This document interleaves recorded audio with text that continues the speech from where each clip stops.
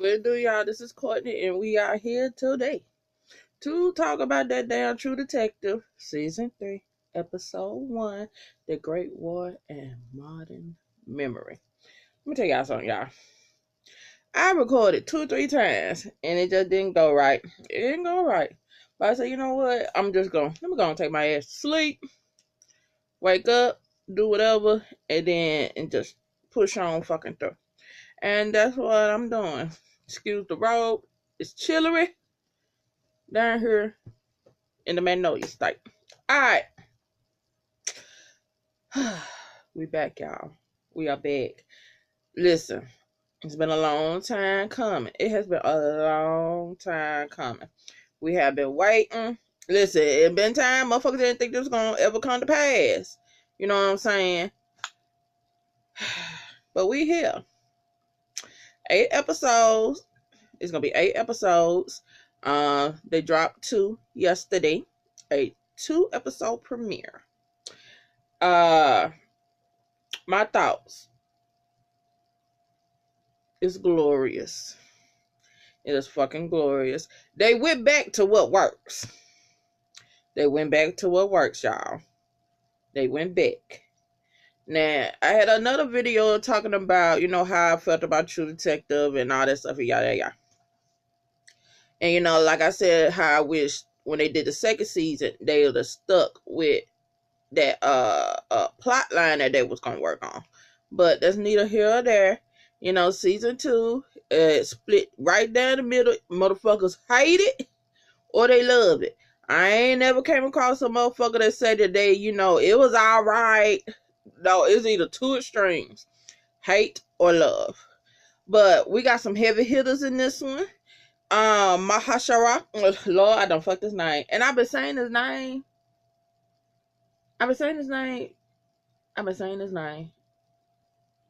Mahershala. I think that's it. Mahershala Ali. You coming with your A game, my brother. How many Emmy Awards you gonna get with this? How many Emmy Awards you gonna get with this? So he's our lead. We got Steven Dorff. He's our other lead. And we got Carmen Ejogo. She's a lead. And the brother that's playing the father, I forgot to write his name down. His acting is off the fucking chain, y'all. And we got Glenn Close's daughter, who look just like her mama. She on here. She bringing her A game. And some more other folks, they are bringing their A game to this. That's what you expect when it comes from True Detective.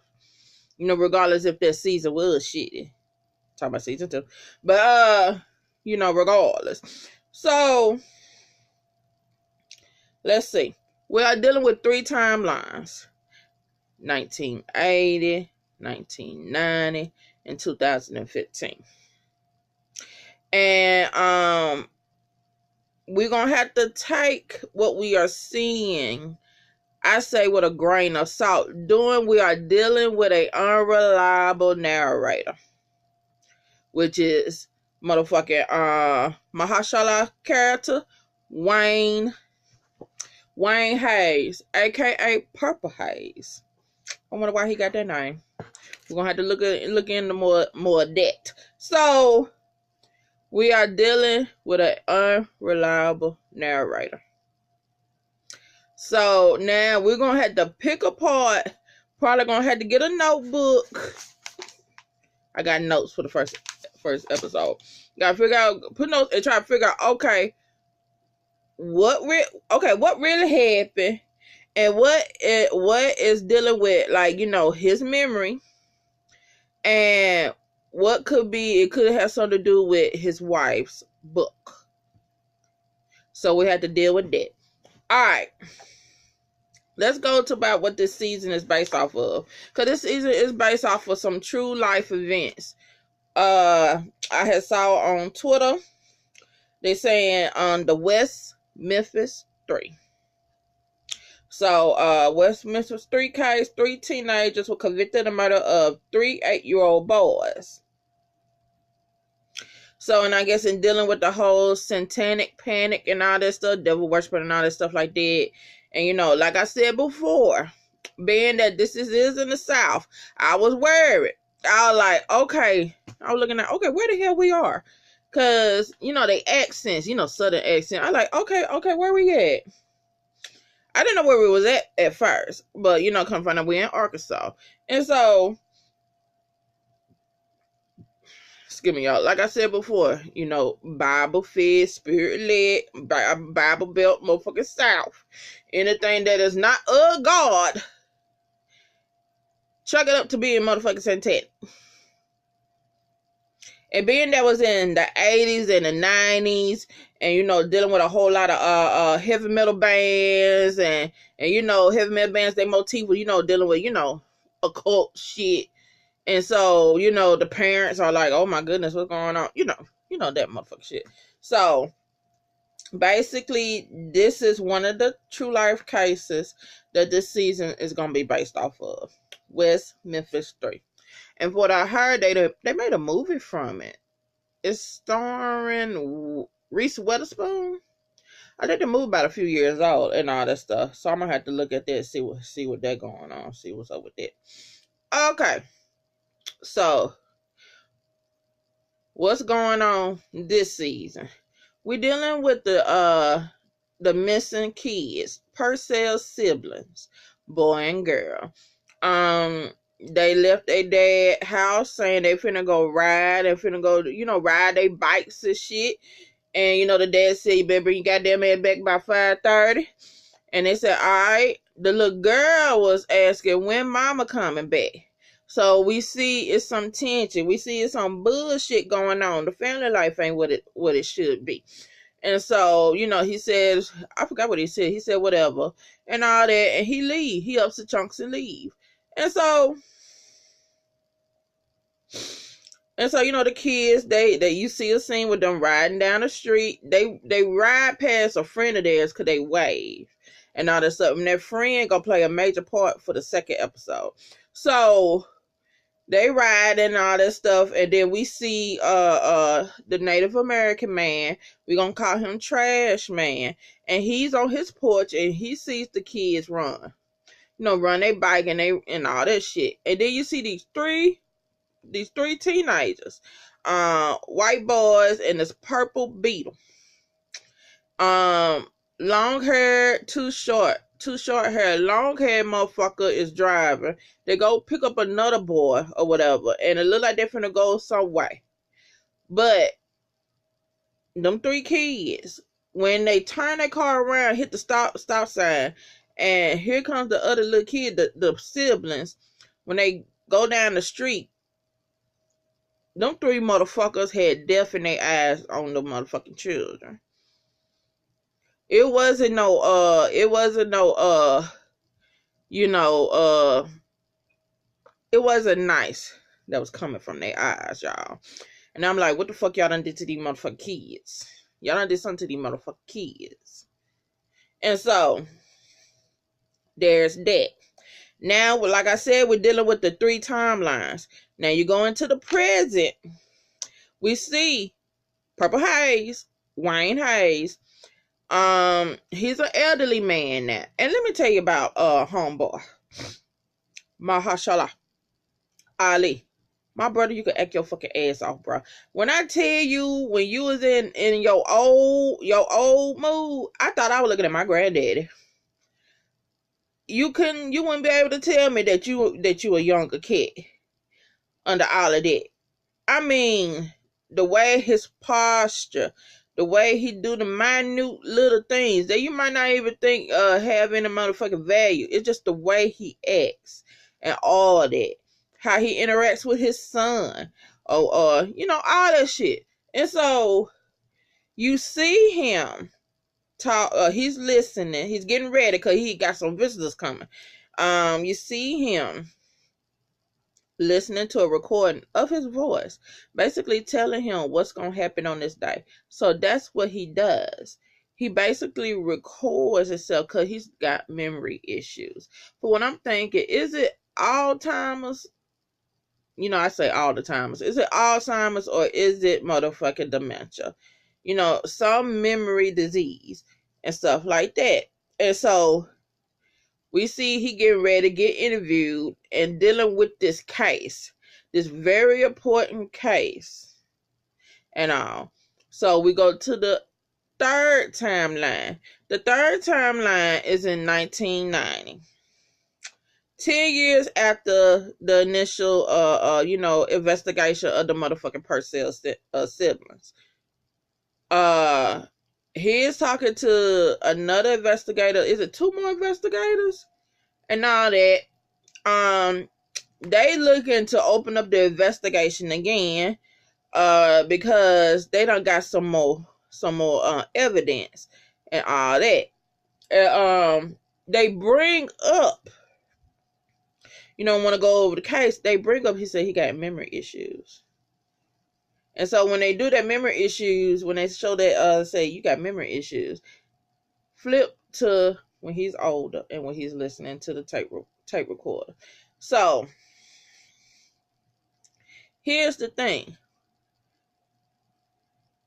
Which timeline should we believe more?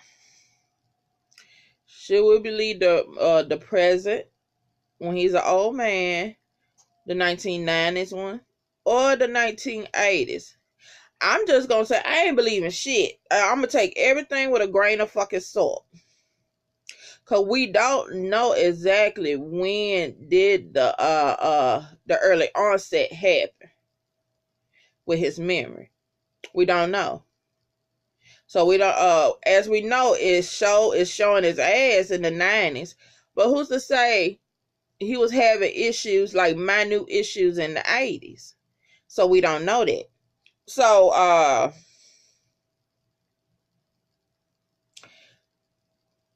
in the 1990s, he's married. He's married, and he got 2 kids and all that stuff. So you can see how he act. He's act like I could be anywhere else but here. He has that attitude. But he lightens up. He perks up when he hear that, listen, they found fingerprints of one of the missing children. It's the girl. And he perks up. He like, what? And yeah. So let's go back to the 1980s. As we say, the father, 5:30, it's dark, the kids ain't here. So he goes walking around, he goes calling around, and don't know where his kids at. And you can see he love his kids. He dealing with shit and all that stuff. And I was thinking that he was just a single ass fucking father. I was thinking, well, he a single ass fucking father. When the girl asked him when the mama come home, I said, oh, so that bitch just left. She just hauled fucking ass and got homeboy basically taking care of the kids by his fucking self. So when he calls the police, and here comes Purple Haze and Roland West. Roland West was played by Stephen Dorff, who I like him in this. I like him. So they go, and which is funny is when in the 1990s, when they telling him, could you just go back and tell me what happened with the case? They said, well, where you and so-and-so was? He said, oh, we was out working on some old cases, cleaning shit up. No, they wasn't. They was at the scrapyard getting drunk. Drinking beers, Rolling, he was shooting at rats and shit. And, they were talking and all. And, homeboy said, let's go to Minnie Mae's. I guess it's a strip club. And he said, I ain't got no money for that shit, bro. And that's what Purple Haze was saying. And so, they talk some more. And here comes this fox. That fox is fucking adorable. And I know there's some people that do take care of foxes. And now it couldn't be me, because that's a little too much, but they cute though. So this is what we learned about him hunting wild boar. And he hits the woods by himself and hunt wild boar. He hunts, he don't do like this. You know how motherfuckers hunt for sport and all that stuff. He more like, if I hunt it and I kill it, I'm finna eat that motherfucker. That's meat. So he's like that. Kind of like what? Almost like waste not, want not. That shit. So They get the call and they go to the house and they talk to the father. You can see he is, he's upset. He in his feelings. His kids are missing. So we they go look over the house and all that. And they look through, search the house, and you see who room there.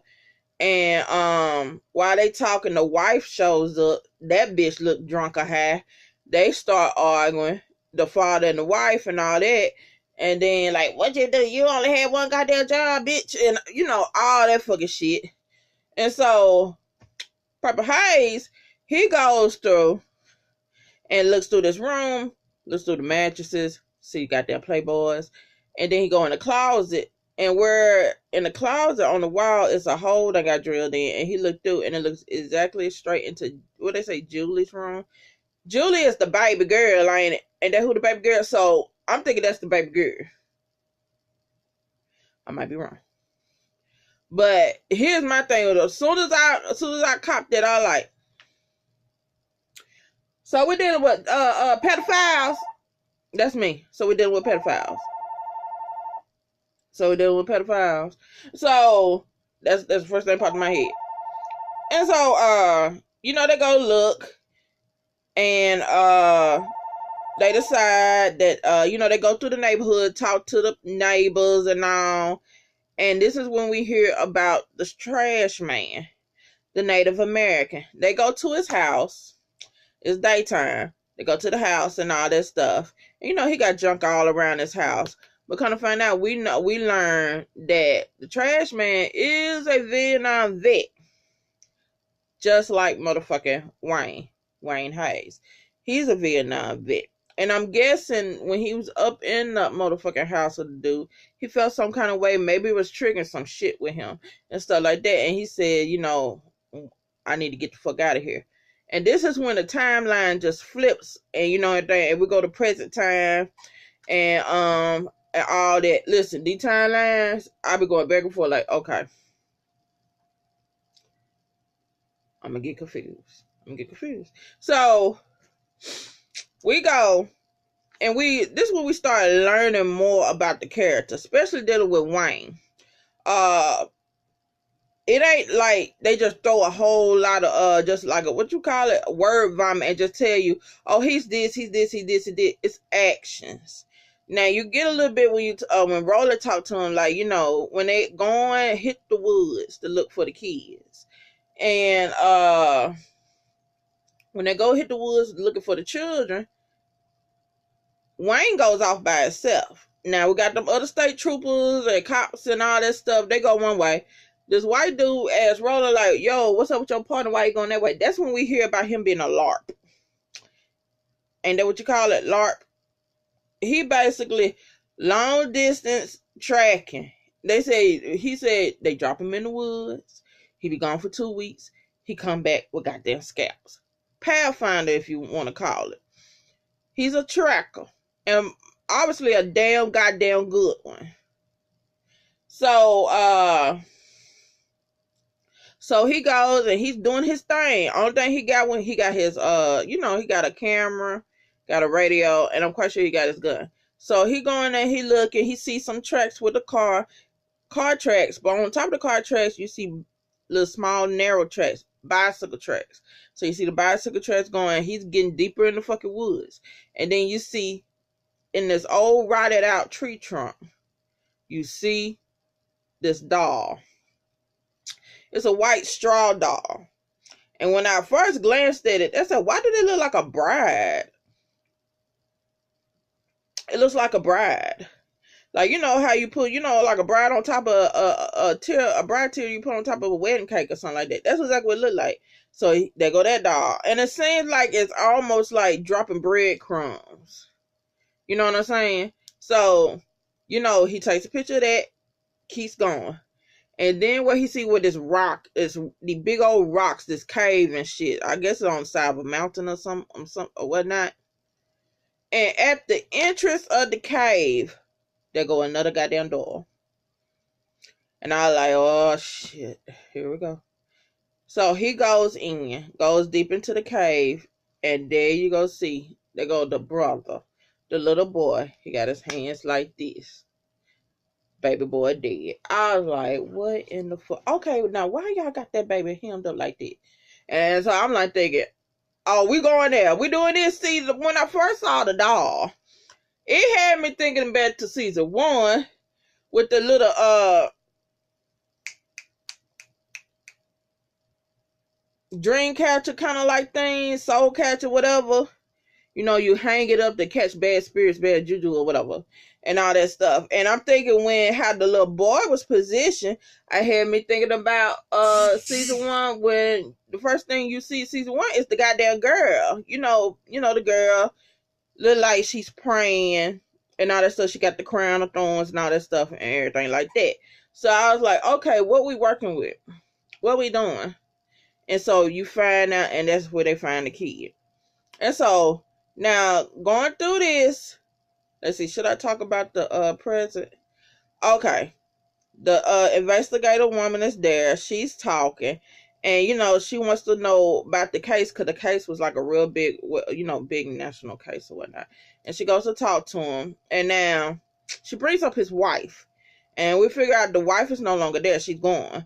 But she wrote a book. And all that stuff. And I'm guessing it was like a national bestseller and all this stuff. And when she brings up the wife, you can see homeboy, that shit hurts him. Cause he gets emotional. He's mourning. He's still in mourning. He's a widower, and all that. So they talk about the book some, and he basically says like, my wife was a great detective. She was a great investigator. So I'm thinking, well, we're gonna get like when in the 1990s when they reopened the case. As I saw when they had little previews of what's gonna happen the rest of the season, the wife is right there beside Wayne, helping him with this goddamn case and all that stuff like that, right? And so they decide they're gonna go to the motherfucking school, and this is where we meet the woman that's gonna be his wife in the future. And she's in the class and she's talking. She basically reading this poem. Now, if we all know, if we all could gather, Nick Pizzolatto and all that stuff, he dropped clues. So if anybody know what that poem was, who is written by, please drop that down below, because he gonna drop some clues. Because he does it like he did with the first season and stuff like that. And so, and my thing is this, it was another clue that seemed kind of peculiar. Due to Wayne's name being Purple Haze. What is Purple Haze? You could call that like a drug or something like that. Or you say you be in a haze and all that stuff. Your mind don't be there. Shit be foggy and all that stuff. Under some form of substance or something like that. That's what I'm guessing. But it's strange that his name was Purple Haze, and then the beetle that them 3 boys was in was a purple. So I'm trying to figure out, okay, what's good? Okay, what y'all trying to do? What's going on? So he goes and sees the teacher, and he come on there, he's smitten. Like, look at that pretty black lady and all that stuff. And so I'm guessing, being as a small Arkansas town, mainly poor and all that, they the only people of color besides the goddamn trash man, the Native American. Is that what it is? They ain't no more people of color. Well, it can happen. Small southern ass towns will be like that. So they talking, and she talking about to like some of the students and all, and they go and they start talking to them kids that was up in the car. But they talking, you can see, listen, Mahershala motherfucker, this motherfucker got a quiet intensity about him that it becomes his own fucking monster. The only thing you gotta do is just sit back and just watch and be fucking amazed. And his eyes broadcast a whole lot. He has beautiful eyes, and they just broadcast like all that he's thinking. You get what I'm saying? So you can see that he kind of smitten with homegirl. And so they talking about the motherfucking they talking about the students and all, and you know who's who, what and all. And then he asked her, so how everything going, how is it? And you know, between two black people in a majority white ass town, we already know what's that's code for. So how they been treated? Have they been racist, or subtle racist, or they just cool, but still undertone a little bit racist? And you know, she's like, it's probably the best it's gonna be for where they at. And she said, you know, most of these motherfuckers are poor and all that. And she said, with them being poor, that's the main thing about it and all that stuff. But she said that, you know, she like it here. She said, now she done heard one or two of them say some slick shit like out in the hall, but she said they are careful around her. So now I could get into the whole thing with her being, I think she biracial. With her being biracial and that light skin privilege thing probably working her favor, doing to where she at in the time period and all that stuff like that. It could be working in her favor, but we ain't gonna talk about that because regardless of whatever, a racist gonna see a racist. You could be light, bright, two shades from white, bitch, and a racist still gonna call you a nigga. But you know, you hear that, and so you know, he's like, you know, he like, well, let me get. Did he give her his number, or did he ask her for her number? You know, case you know they figure out something. I'm like, you ain't got no card to give her, brother. You know, you just had to get her home number. I see what you trying to do, Wayne. I got you, bitch. I got you. And so they go and talk to one of the kids. Roland is motherfucking, you know, talking to the kid. And, you know, homeboy, one of the boys got a fucking Black Sabbath shirt on.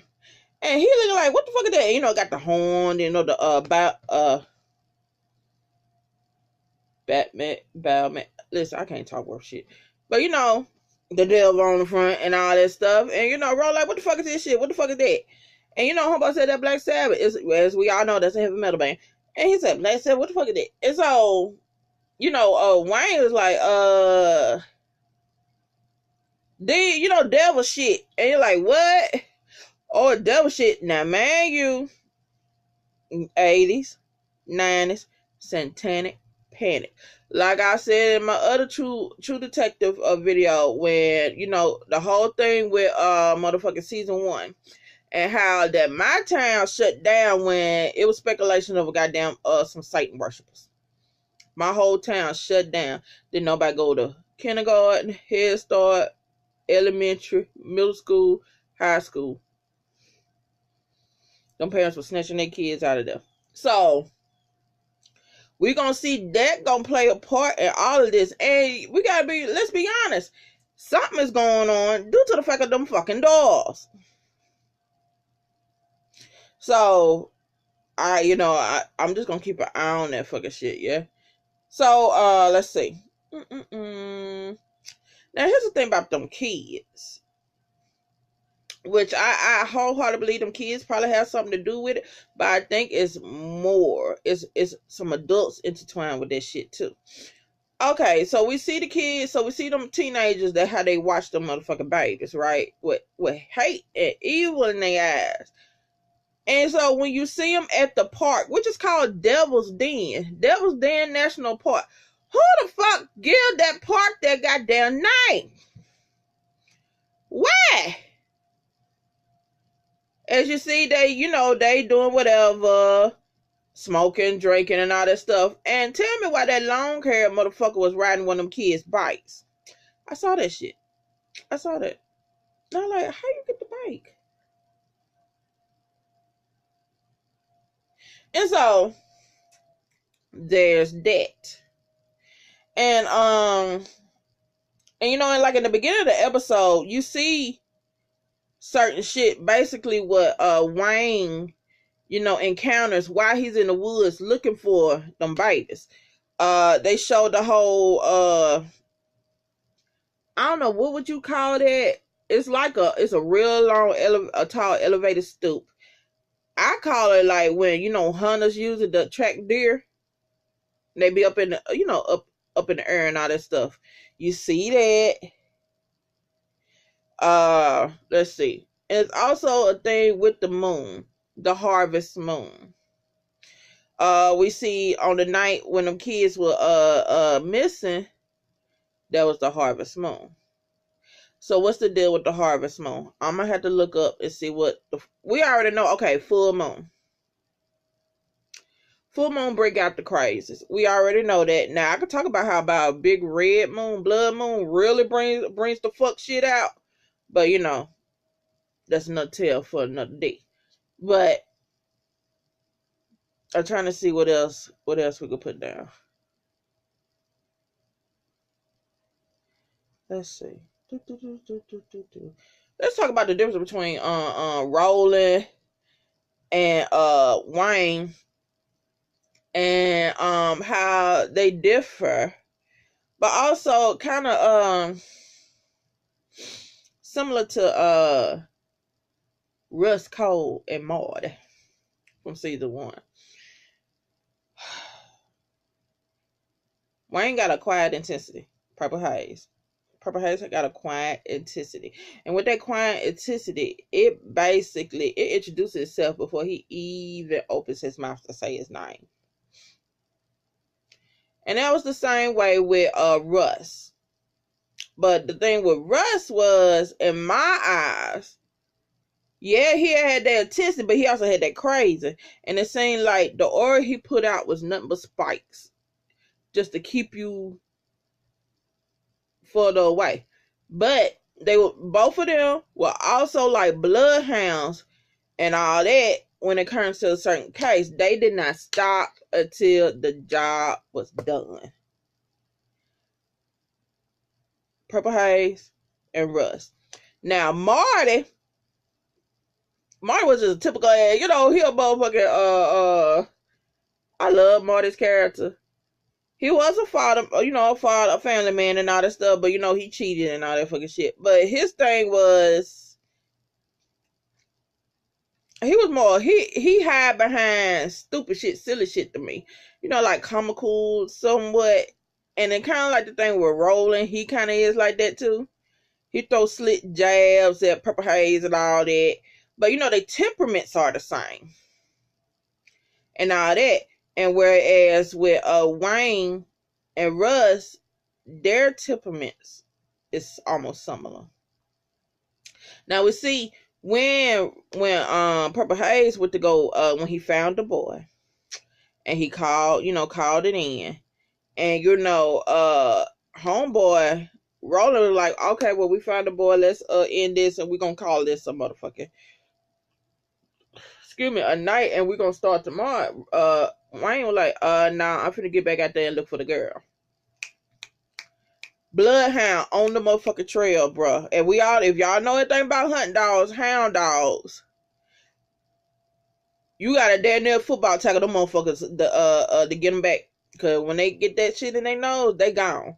And that's what reminds me the similarity between Purple Haze and good old Rusty. So let's see. What else? What else we could talk about? I'm trying to see how far. I think. Oh, I like it when Roland, Roland throws slick jazz at Wayne about the teacher. and then Wayne he do that soft smile and all that stuff. Here's my thing. I want, to ask my people who gonna watch this and all that. I saw from another reviewer, I forgot his name. Shit. He was like, you see in Homeboy's office, Purple Haze's office, that got a whole lot of his wife's books. And dealing what he doing with memory loss, with dementia or motherfucker Alzheimer's, he probably seeing the books, picking them up, and ain't thinking that he already had the book. But let's just say he reading the books over and over and over. Now, man, as we're going to see, in the 90s timeline, homegirl gonna be right there beside her husband, and they gonna help solve this motherfucking case, right? So what she's getting first-hand experience and second-hand. How much of the old man Purple Haze, when he's talking to the goddamn motherfucking reporter, how much you think is that coming from the book? Just like the reviewer said that, we really don't know if is he relying on his own memories, or is it coming from the book? Like I said, an unreliable narrator. So what y'all think? I need to know about them dolls. About them motherfucking dolls. And if I remember right, second episode, we're gonna learn some more about the motherfucking dolls. And let's see. All in all, what y'all thought about this episode? Are we back, y'all? Has Nick Pizzolatto, has he motherfucking regained the public's motherfucking trust again? Cause season 2. You know what? I'm gonna watch season 2. I'm gonna watch it and just clear my mind and just watch it through and see what happens. But anywho, will season 3? I think season 3 gonna be good as motherfucking season 1. I got a wholehearted faith in my boy and Purple Haze. You know what I'm saying? So what did you like about it? What you didn't like about it? Are we happy now? Or are we saying it's too early to tell? What's up? What y'all think? And about season 2. Do you think homeboy Nick, he should have waited like 2 years, give him time to write that motherfucker, and then came out a better product for that second season? I think he should have did it. But you know what? Now let's talk about a little behind the scenes of this motherfucking show.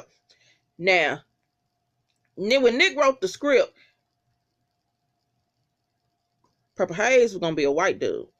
Rolling West was gonna be the brother. Now, homeboy, our boy, Ali, he read the script. He said he wanted to play Purple Haze. He wanted to play Wayne. Nick was like, I don't know how to write that. I guess the thing, I guess he was being truthful. He said, I don't know how to write a black character or whatever. And, homeboy, like, you just did. We'll be dealing with motherfucking Purple Haze. So, he went, twerked some shit, pulled some shit out, and all that stuff. Maybe he talked to some of his black friends and all that. I'm just saying. And he worked it, and we got what we got right now. So, what y'all think? Did y'all like it? Did y'all enjoy it?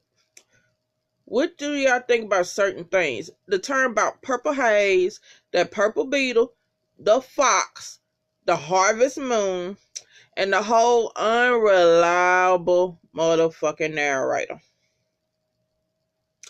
And what else? And what you think is going on? Is it a pedophile ring? I think it is. So, let me know what y'all thought down below. I will be bringing to y'all the second episode of review later on today. And that's all I got. So, like, share, subscribe. I'm going to holler at y'all whenever. Bye.